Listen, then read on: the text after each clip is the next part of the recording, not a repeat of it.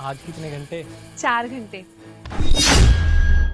ठीक है, चलो फिर देर किस बात की, आज मैं पैसे तुम्हें वही दूंगा। ठीक है। छी, हमारे घर के आसपास इतना घटिया काम होता है, मुझे तो पता ही नहीं था।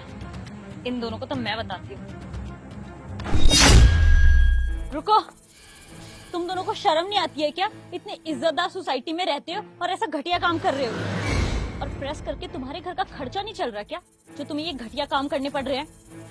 मेम साहब आप ये क्या बोल रही है, मुझे कुछ समझ में नहीं आ रहा है। देखो तो जरा, कितनी भोली बन रही है। अरे शर्म करो, इतना घटिया काम कर रही हो तुम।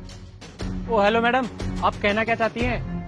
मैं कहना ये चाहती हूँ कि तुम्हारे जैसे लोग होते हैं जिनकी वजह से समाज गंदा हो रहा है, और तुम्हें सोसाइटी में जगह दी है ताकि तुम कुछ काम करके पैसे कमा सको, ताकि तुम्हारा घर चल सके, ना कि ये बकवास काम करने के लिए।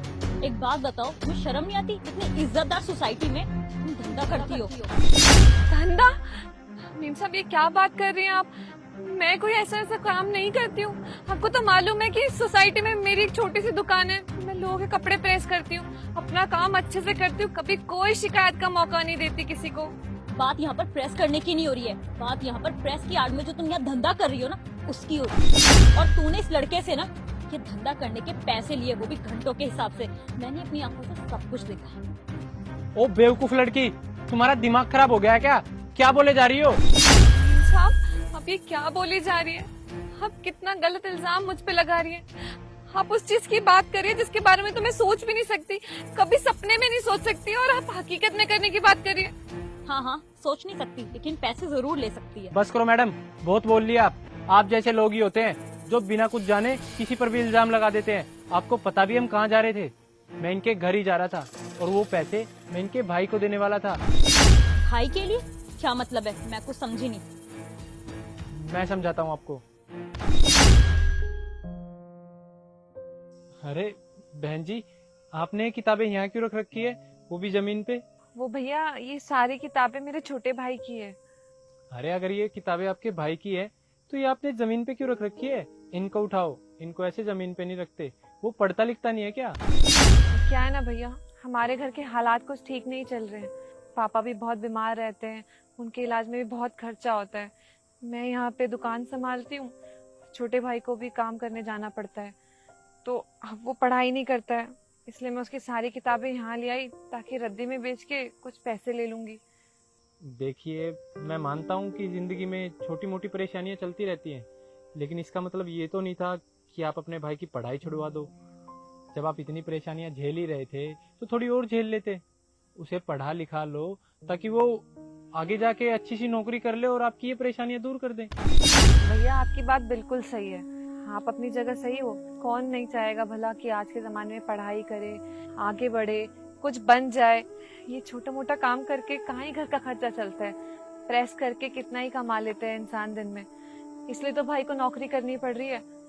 और पढ़ाई लिखाई के बारे में तो इंसान तब सोचेगा ना जब उसके पास 2 वक्त का खाना समय से मिल पाता हो, समय से कपड़े मिल पाते हो।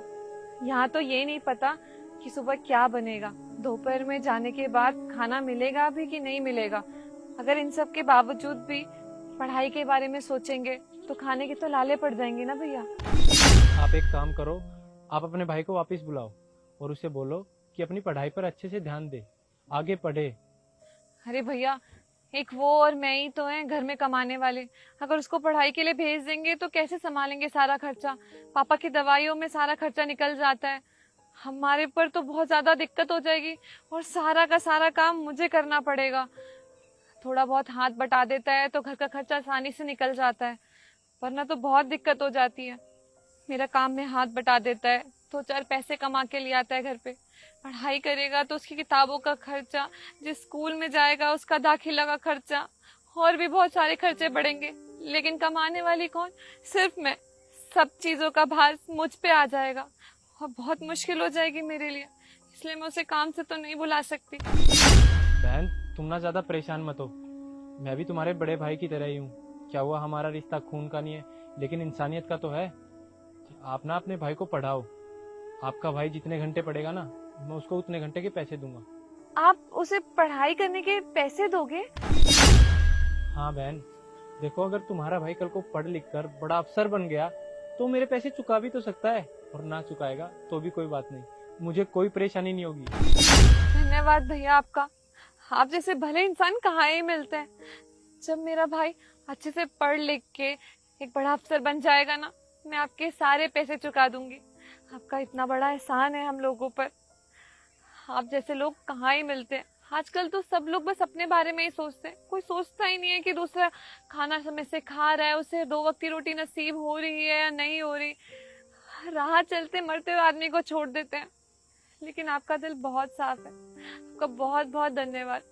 मेरे भाई की कामयाबी में ना आपका बहुत बड़ा श्रेय होगा। कोई बात नहीं बहन, अब मैं चलता हूँ।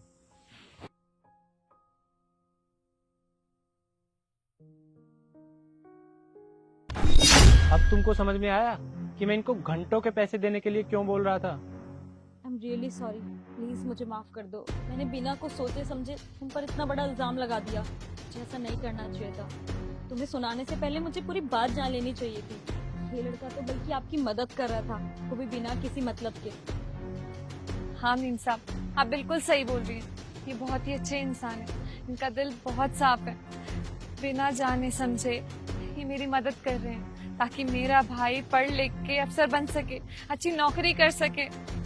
आप ही बताइए ना, आजकल के जमाने में कहाँ कोई किसी की मदद करता है। उन्होंने बिना सोचे समझे मेरी मदद करनी चाहिए।